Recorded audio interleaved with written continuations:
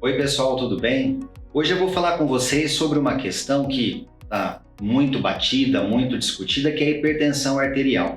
Só que eu vou dar um enfoque diferente para vocês. Eu vou discutir quando que a hipertensão arterial pode ter como causa principal uma alteração dos nossos rins.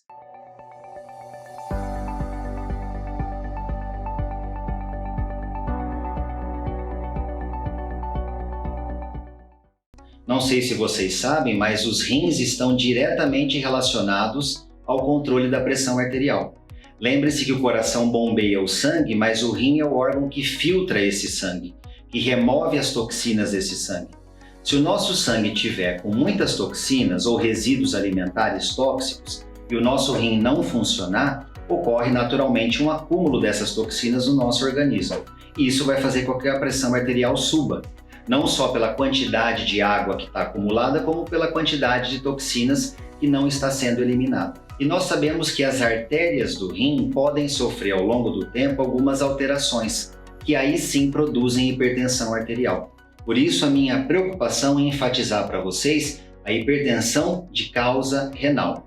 A hipertensão de causa renal, ela pode acometer os mais jovens ou pessoas mais velhas. No caso dos mais jovens, que são pessoas com menos de 50 anos de idade, normalmente ocorre um espessamento, um engrossamento das artérias do rim. E isso faz com que o fluxo sanguíneo que deveria chegar até o rim para que ele filtre, processe e produza a urina, esse fluxo sanguíneo fica muito diminuído.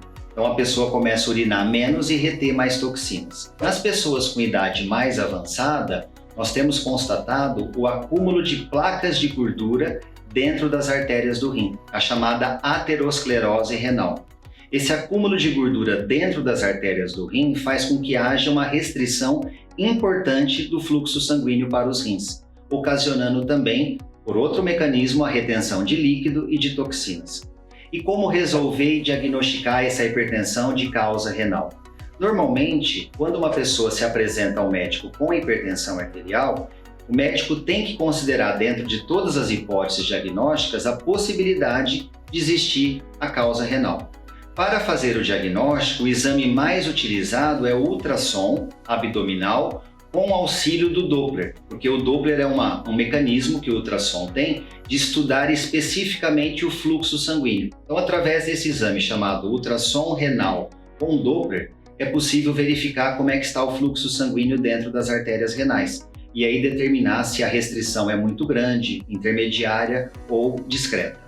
No caso de uma restrição ao fluxo sanguíneo ser significativa, tem que ser considerado algum tratamento para desobstruir ou abrir esse fluxo sanguíneo, melhorar esse fluxo sanguíneo.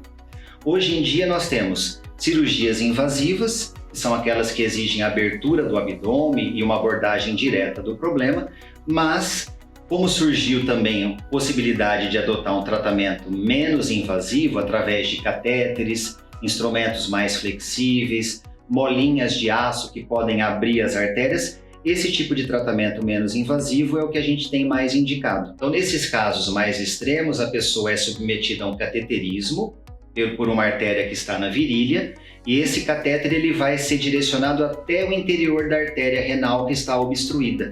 E ali dentro é colocada uma molinha, que é o chamado stent, para que haja a dilatação e a recuperação desse fluxo sanguíneo. O rim, eu sempre digo o seguinte, como cardiologista, eu sempre digo que eu tenho mais medo dos rins do que do coração.